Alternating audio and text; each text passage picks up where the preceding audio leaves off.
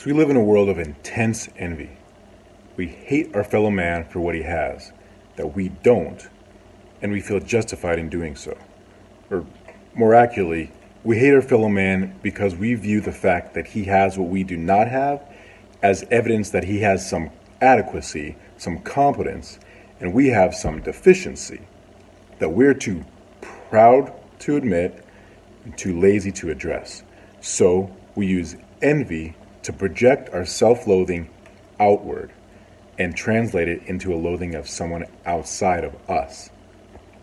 Envy is an admission that we have no idea how others succeed.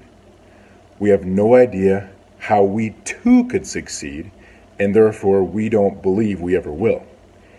And where curiosity and diligence could close that gap, we instead fill it with aggressive and violent jealousy. It's currently trendy to personify our envy through the cliche, now a derogatory term, the one percenters. You know, those evil others who are out there, lurking in the shadows, sucking up all the wealth in the world so that nobody else can have any. Those are who our politicians tempt us to focus our hatred on. Those are who the talking heads remind us are the true culprits behind all that ails us. The one percenters, the ones causing you to get bad grades, the ones who got you fired, the ones causing climate change. Heck, they probably even kick their own dogs and push old ladies downstairs.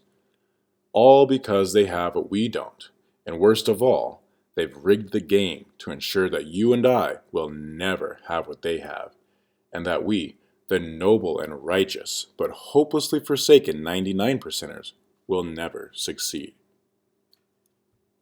And as great as it feels to blame some shadowy, amorphous Rothschild Illuminati Bilderberg group of individuals who've had it all for generations and who've masterminded an evil plan at some global elitist meeting in Brussels to make sure that you and I will never amass wealth, the truth is, well, that's just plain not how wealth works. Not really.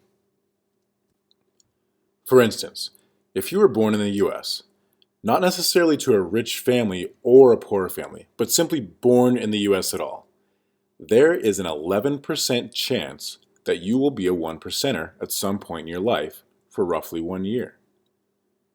Since math is hard and percentages sometimes mask the gravity of what that means, try this perspective. If you took 9 Americans at random and stood them each next to each other, statistically speaking, one of those 9 will enjoy being a one percenter at some time in their life, and they will maintain that status for 1 whole year. Now, if you changed that to 45 Americans, then one of them will not only become a one percenter, but they will stay there for beyond 1 year. And if you upped that to just 100 people, then one of them would remain a one percenter for 10 years or more of their life. Hence the term one percenter, or someone who can sustain that high level of income for over a decade. 1% might sound like pretty small odds of becoming a one percenter, but try this for some even greater perspective.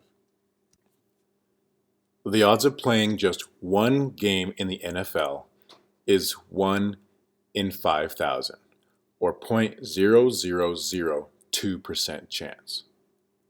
The odds of picking the winning lottery are 1 in 18 million. The odds of being attacked by a shark are 1 in 3,748,067. The odds of drowning are 1 in 1,134. The odds of dying in a car accident are actually 1 in 84. The odds of giving birth to twins are 1 in 100, or 1%. The odds of becoming President of the United States are 1 in 200 million. Now look again at your odds of becoming a one percenter during some point of your top earning years. 1 in 9, or 11% chance. So if these are the odds, then why are so many of us training on the athletic field convinced we're going to go pro? Or why are so many of us terrified of going in the ocean? Why do we tell our children that they can grow up to be the president one day? And yet, how often do we suggest to ourselves that we will never have wealth? Or how often do we belittle those who claim that they are shooting for that? Does that reality change your perspective on your envy and your hatred? Does it change your attitude toward your prospects of being wealthy? Does it make you hopeful? Does it encourage you? Or do you just dismiss it because the bitterness feels so good?